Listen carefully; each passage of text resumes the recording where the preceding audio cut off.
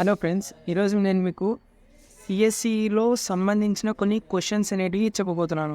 So బేసికల్గా ఈసారి మనం చూసుకున్నట్లయితే చాలామందికి క్వశ్చన్స్ అనేటివి ఏ విధంగా వస్తుంది, ప్యాటర్న్ ఎలా ఉంటుంది, అండ్ అలాగనే మనము ఇంకొక దాని మీద కూడా ఫోకస్ చేసుకోవచ్చు. అండ్ క్వశ్చన్స్ ఎలాగని మనం దాన్ని ఎలా అర్థం చేసుకోవాలి అనే దాని మీద కొద్దిగా కాన్సెప్ట్ అనేది క్లియర్ అవుట్ చేస్తాను. So hello, welcome to my YouTube channel friends. CSC vocational 23 ఎట్లయితే 23 కోవిడ్ పీరియడ్లోనే స్టార్ట్ అయింది నా జర్నీ మొత్తం అంతా కాబట్టి అందుకని నా పేరు సూరజ్ కుమార్. సో వీడియోని డిలే చేయకుండా లెట్స్ గెట్ స్టార్ట్. సో బేసికల్గా నేను చెప్పేది ఏమంటే, ఫస్ట్ క్వశ్చన్స్ని అర్థం చేసుకోండి.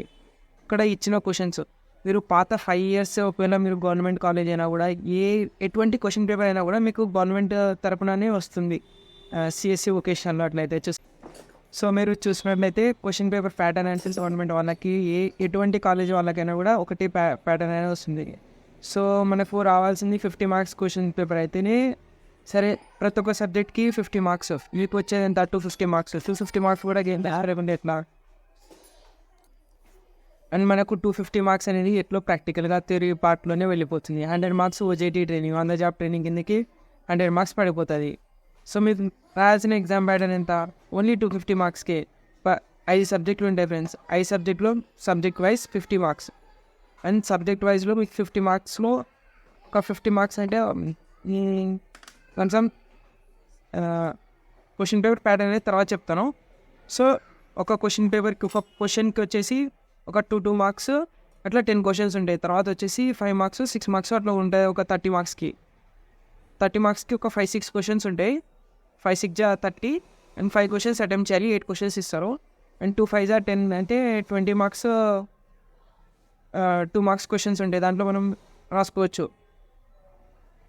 అండ్ బేసికల్గా చెప్పాలంటే దీంట్లో ఇట్లా 20 marks 10 questions ఉంటాయి. ఒక్కొక్కటి వచ్చేసి 2 marksకి ఇంకోటి 50 marks క్వశ్చన్ 30 marks క్వశ్చన్స్ అన్నీ కలిపి అంటే 6 కానీ 7 కానీ ఉంటుంది అట్లా. సో క్వశ్చన్ని బట్టి మనం మార్క్స్ అనేది డిసైడ్ చేసుకుంటాం.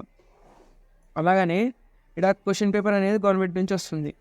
గవర్నమెంట్ క్వశ్చన్ పేపరు అండ్ అంతా ఆల్రౌండర్గా చూసుకుంటే మీరు క్వశ్చన్స్ ఏదైతే ప్రీవియస్గా 5 years క్వశ్చన్ పేపర్ వెతికి చూసుకున్నా కూడా దాంట్లో మీకు ఏదైతే క్వశ్చన్స్ సేమ్ ప్యాటర్న్లో వచ్చింది అనుకోండి, ఆ క్వశ్చన్ ఈరోజు వచ్చింది, ఇలా నెక్స్ట్ ఇయర్లో కూడా సేమ్ క్వశ్చన్ రిపీట్ అయింది, అట్లనే మనం చూసుకోవచ్చు నాకు. So until then good bye friends. చెప్పాలంటే 5 years ఏదైతే క్వశ్చన్ పేపర్ ఉంటుందో దాన్ని ఒకసారి రివిజన్ చేసుకోండి. ఇంకా నేను మీకు క్వశ్చన్ పేపర్ ప్యాటర్న్ ఎలా ఉంటుందో మీకు కింద డిస్క్రిప్షన్లో లింక్ అనేది ఇచ్చేస్తాను. అక్కడికి వెళ్ళి మీరు చూసుకోవచ్చు క్వశ్చన్ పేపర్ ప్యాటర్న్ ఎలా ఉంటుంది. So until then bye bye friends.